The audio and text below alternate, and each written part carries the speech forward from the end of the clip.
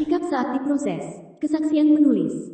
Saat hari Minggu pulang ibadah, penulis membuka medsos dan yang ada di halaman Facebook tersebut sebuah video pembersihan bulu domba. Sewaktu melihat video tersebut di hati penulis ada suara berbicara begini.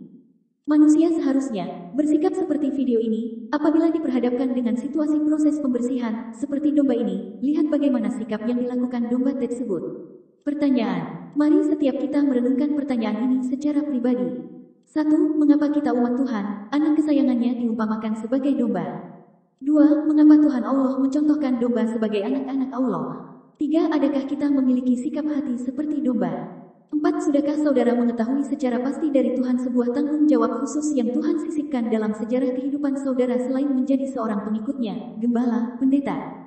5. Apakah saudara tahu, jika Tuhan mengizinkan atau sisipan kelemahan merupakan alat bantu demi pemurnian iman? Hikmat Tuhan, domba sama dengan manusia. Proses sama dengan alat yang Tuhan pakai untuk tanda hubung lebih besar dari penyempurnaan iman. Tanda hubung lebih besar dari pemurnian iman. Tanda hubung lebih besar dari pelipat gandaan berkat Tuhan. Di zaman Yesus, domba termasuk harta karena bisa menghasilkan susu, daging, wool, dan keturunan. Tuhan memakai perumpamaan domba adalah kita, manusia, karena kita ini berharga dan tidak ternilai. Saking sangat berharganya, Dia rela memberikan nyawanya untuk menebus dosa kita. Tuhan Allah mencontohkan domba sebagai anak-anak Allah. Yesus Kristus disebut anak domba Allah, karena Allah memberikan dirinya sebagai korban penebusan bagi dosa-dosa dunia. Yoh 1:29.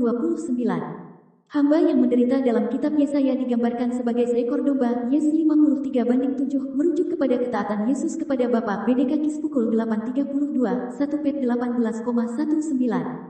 Miliki sikap benar saat mengalami proses dengan cara 1. Berserah pada rancangannya 1 Petrus 5:7. 2. Mendekatkan diri pada Tuhan Yakobus 4:8. 3. Memperkuat iman Yosua 1:9. 4. Bersyukur selalu Efesus pukul 5:20. 5. Berdoa senantiasa Matius 26:41.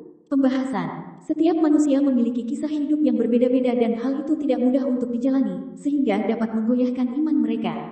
Namun Tuhan sungguh baik, Ia selalu memberikan kita kekuatan dan penghiburan melalui firman-Nya seperti yang tertulis pada 2 Tawarikh 15:7. Tetapi kamu ini, kuatkanlah hatimu, jangan lemah semangatmu, karena ada upah bagi usahamu. Meskipun kita sudah mengetahui bahwa Tuhan senantiasa mendampingi kita di kala suka dan duka, tetap saja kita sebagai manusia seringkali melupakannya dan tidak peka terhadap suaranya. Maka dari itu kita perlu memiliki sikap yang benar sebagai umat Kristen untuk menghadapi masalah yang ada. Yuk simak beberapa sikap di bawah ini. 1. Berserah pada rancangannya 1 Petrus 5:7. Alasannya karena 1. Sebab di tangan Tuhan kita dapat menikmati pemeliharaannya yang terbaik, melebihi dari segala yang ada di bumi ini.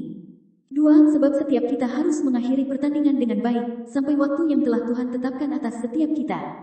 2. Mendekatkan diri pada Tuhan Yakobus 4:8. Biasanya di saat kita menghadapi masalah, kita akan terfokus pada masalah tersebut. Sehingga tanpa disadari mulai membuat kita menjauh dari Tuhan dan tidak bisa membuat kita berpikir dengan jernih, bahkan bisa sampai mengakibatkan stres dan depresi. Kita harus memiliki hati seperti Nabi Ayub. Ia sepenuhnya mempercayakan hidupnya kepada Tuhan. Meskipun semua musibah bertubi-tubi datang ke dalam hidup Nabi Ayub, ia tetap percaya kepada janji Tuhan yang selalu menolongnya. Sehingga pada akhirnya Tuhan mengembalikan hidupnya dan memberikan Nabi Ayub berkatnya yang berkali-kali lipat. Ingin tahu kisah lengkap Nabi Ayub? Yuk dengarkan Alkitab Suara sekarang. 3. Memperkuat iman Yosua 1:9. Di saat masalah datang kita membutuhkan iman, tanpa iman kita akan mudah goyah kepada mukjizat Tuhan. Dengan iman kita bisa memiliki keyakinan di hati bahwa Tuhan akan selalu memberikan jalan keluar bagi anak-anaknya yang dekat padanya. Karena melalui berkat dan hikmat Tuhan kita dapat mengambil tindakan yang terbaik untuk menyelesaikan masalah tersebut. Seperti cerita bangsa Israel yang ada di dalam Alkitab, bangsa menyeberangi sungai Yordan dan masuk ke tanah perjanjian dengan iman. Melalui iman tersebut, mujizat Tuhan terjadi saat itu dan terbelahlah sungai Yordan, sehingga bangsa Israel dapat melewatinya. Oleh karena itu, sebagai umat Kristen kita perlu menguatkan iman kita agar berkat dan mujizat dapat terjadi dalam kehidupan kita. 4. Bersyukur selalu Efesus pukul 5:20. Masalah sesulit apapun yang terjadi dalam hidup kita, tetap harus hadapi dengan rasa syukur karena kita masih diberikan kekuatan untuk menghadapi semua masalah hidup dan tidak mengalami masalah yang lebih berat atau sesulit masalah seperti yang dihadapi oleh orang lain.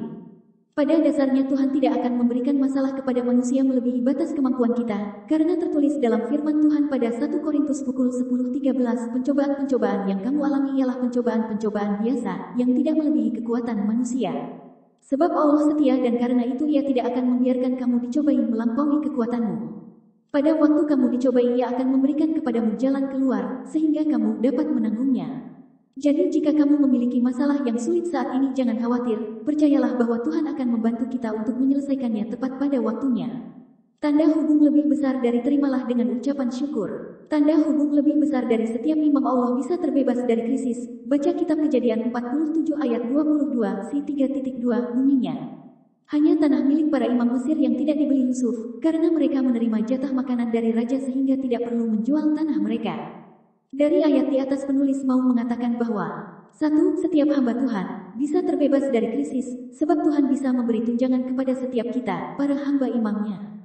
5. Berdoa senantiasa, Matius 26:41. Berdoa merupakan cara kita berkomunikasi dengan Tuhan. Melalui doa kita dapat mengungkapkan semua hal yang kita rasakan. Terutama di saat masalah datang biasanya kita menceritakan semua masalah kita kepada sesama manusia, namun saat ini kita bisa mencoba untuk mulai menceritakan setiap masalah kita kepada Tuhan melalui doa.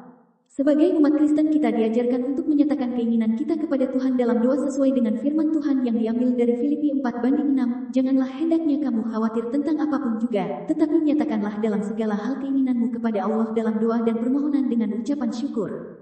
Jadi ketika kamu mengalami masa-masa sulit ingatlah untuk selalu mencari Tuhan, karena hanya Dialah yang dapat mengurangi beban kita melalui berkat dan mujizat-Nya. Kelima cara di atas merupakan sikap yang perlu kita lakukan sebagai umat Kristen dalam menghadapi masalah. Dari kelima cara tersebut manakan yang paling sering kamu lakukan? Jangan lupa renungkan kembali dan ingatkan ke teman-teman kamu akan hal ini ya. Saat kita menghadapi penyakit, saat kita mengalami kesulitan dalam segi keuangan, mintalah kepada Bapa Surgawi, memberikan pada kita. 1. Apa yang akan kami makan hari ini secukupnya. 2. Obat yang dibutuhkan hari ini secukupnya.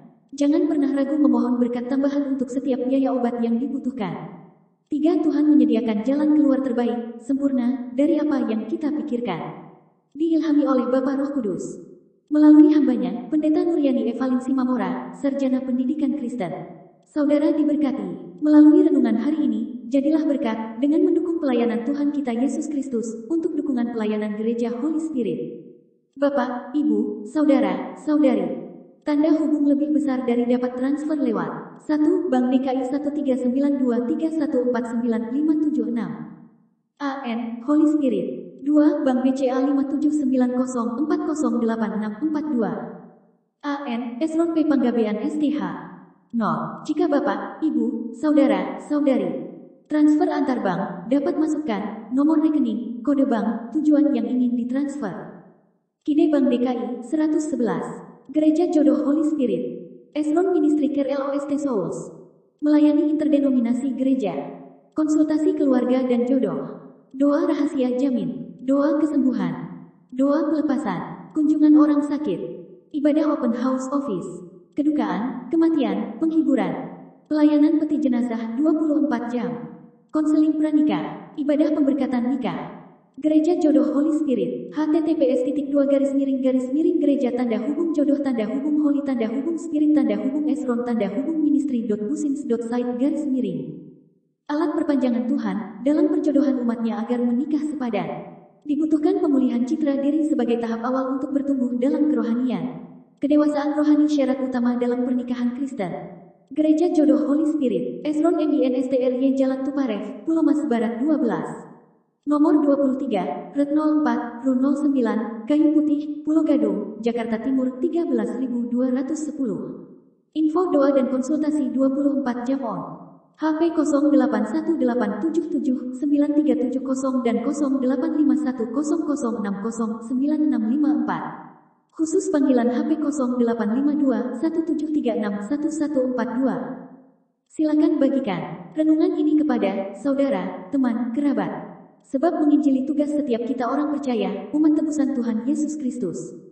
Butuh bantuan hukum, DPPCMC DKI Kabid Hukum. Siap membantu saudara, Pendeta Esron Panggabean, Sarjana Hukum, Sarjana Teologi, Magister Pendidikan. G. Maps, Esron dan Partner Biro Hukum. https://maps.f.go.gl/lxp1uk1m8 bm8. Klik link.